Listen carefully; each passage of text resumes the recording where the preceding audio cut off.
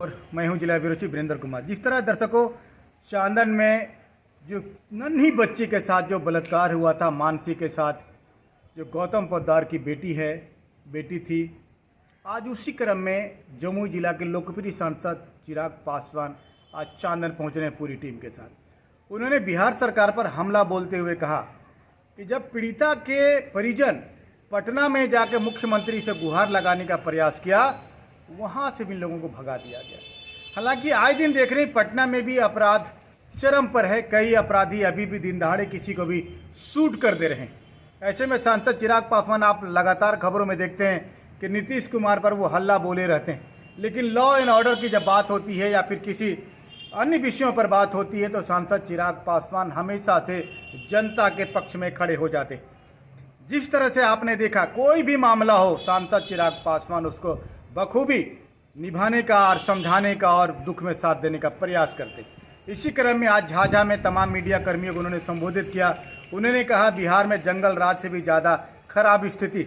जब मैंने खुद उनसे पूछा फुट ओवर ब्रिज के बारे में भी, हम लोगों ने जब उनसे सवाल किया तो उन्होंने कहा फुट ओवर ब्रिज भी जल्द ही बनकर तैयार होगा, क्योंकि सरकार की कई ऐसी योजनाएं होती हैं जिसमें सीधा सांसद का उसमें सहभागिता नहीं हो पाती। ऐसे में अधिकारी लोग भी सुस्त पड़ जाते। केंद्रीय विद्यालय का भी हम लोगों ने मुद्दा उठाया। केंद्रीय विद्यालय भी बहुत ही जल्द बनकर तैयार होगा। आपको बताते चले कि बहुत ज़्यादा पैसा अलॉट हो चुका है केंद्रीय विद्यालय में, लेकिन काम थोड़ी सी धीमी गति से चल रहा है। अगर गति थोड़ी बढ़ जाए तो बहुत जल्द झाझा की जनता को, जिले की जनता को केंद्रीय विद्यालय के नए भवन की सौगात मिल सकती। आपने देखा होगा आपके चैनल दैनिक लाइव न्यूज़ 24 और लगातार इस दोनों जगह, दोनों जो कार्य हैं, फुट ओवर ब्रिज और आपका केंद्रीय विद्यालय भवन पर हमेशा से खबर चलाने का एक प्रयास किया है। ऐसे में सांसद चिराग को भला हम कैसे छोड़ सकते थे। हालांकि ये दुख की घड़ी है। आज वो चांदन जा रहे हैं, वहाँ पीड़िता को क्या आश्वासन देते हैं, क्या मुआवजा मांग करते हैं या क्या देते हैं, तब तक बने रहिएगा हमारे साथ।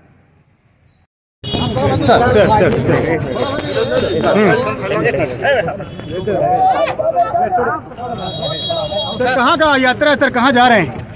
आज बांका जा रहे हैं। बांका में जिस तरीके से कुछ दिनों पहले एक छोटी सी बच्ची के साथ जिस तरीके से शर्मनाक घटना को अंजाम दिया गया और बच्ची की हत्या कर दी गई, और उसके बाद दुख इस बात का कि अभी तक बच्ची के पिता वो न्याय की गुहार लगा रहे हैं। मौजूदा मुख्यमंत्री नीतीश कुमार के घर के सामने वो जाकर दिन भर धरने पर बैठे रहे, पर एक मिनट के लिए भी मुख्यमंत्री जी ने उनसे मिलना ज़रूरी नहीं समझा।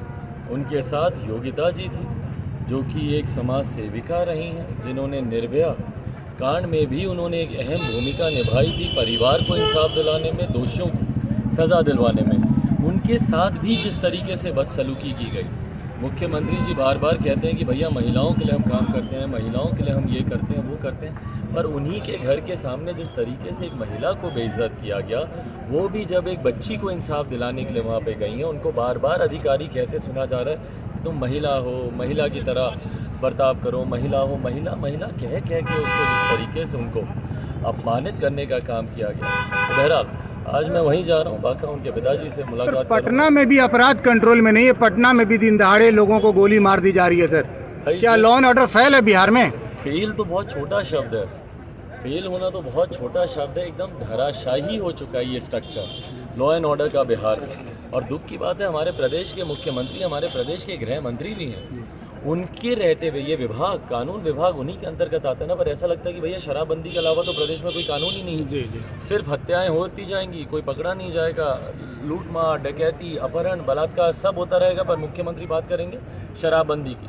3-3, 4-4 बार संशोधन करके वो स्वयं दिखा रहे हैं कि भैया शराबबंदी कानून कितना विफल है, धरातल पर नहीं उतर पा रहा। पर बाकी के जो अपराध हो रहे हैं उस पर अंकुश लगाने में ये सरकार, मुख्यमंत्री पूरी तरीके से विफल है। चिराग जी, बेटियों को लेकर भी मुख्यमंत्री लगातार कहा करते हैं कि हम बेटियों को लेकर सारी चीज़ों पर ध्यान देते हैं, लेकिन बिहार के जो बिगड़ते हालात है वो बहुत कुछ बयां कर रहे हैं बेटियों को लेकर। भाई बिल्कुल बयां कर रहे हैं। देखिए, ईमानदारी की बात है, मुख्यमंत्री जी के पास अब कोई विजन बचा नहीं है। बिहार के विकास को लेकर, विभिन्न वर्गों के विकास को लेकर, रोजगार को लेकर, शिक्षा को लेकर, स्वास्थ्य को लेकर, महिलाओं को लेकर, बच्चियों को लेकर एक विजन इनसे पूछ लीजिए ना। 7 निश्चय के अलावा ये कोई बात नहीं करते। नली गली बनाने से बिहार का विकास होगा क्या? नल जल योजना से बिहार का विकास होगा क्या? भाई जब तक आप आईटी जॉब, आईटी सेक्टर, यहाँ पे educational hub, better health facility की आप बात नहीं करेंगे, आप बिहार में विकास की बात आप कैसे करेंगे? ये झूठे वादे करके सरकार में तो आ गए, 19 लाख रोजगार देंगे, सरकार में आए हैं, तो इनके पास विजन नहीं है, नीति अब इनके पास बिहार के विकास के लिए बची नहीं है, मात्र अपनी कुर्सी के लिए अब ये राजनीति कर रहे हैं। इनके ऊपर डर है इनको इस बात का, भैया सृजन घोटाले हैं, 7 निश्चय की भी अगर जांच होगी तो बिहार के इतिहास के सबसे बड़ी भ्रष्टाचार की योजना के तहत 7 निश्चय का नाम आएगा। तो अब ये सिर्फ एक संवैधानिक पद की तलाश कर रहे हैं ताकि इनके बाद ये जो इनकी कठिनाइयाँ बढ़ने वाली हैं, जांच होगी, दोषी करार दिए जाएंगे, तो जो कठिनाइयाँ बढ़ने वाली हैं उससे ये बचना चाहते हैं। हाल ही में सर इन्होंने कहा था कि मैं 2 ड्रीम प्रोजेक्ट है सर, यहाँ पर फुट ओवर ब्रिज और केंद्रीय विद्यालय, वो धीमी गति से चल रहा है सर। भाई धीमी गति से चल रहा है, दोनों के पीछे कारण रहे हैं। केंद्रीय विद्यालय में आप जानते हैं जिस तरीके से ज़मीन को लेकर तमाम तरीके की अड़चनें सामने आई, उसके बाद बहरहाल संतुष्टि इस बात की है कि निर्माण शुरू हो गया, जैसा मैंने पिछली बार कहा था कि अपने रहते हुए उसको ज़रूर पूरा कराऊंगा।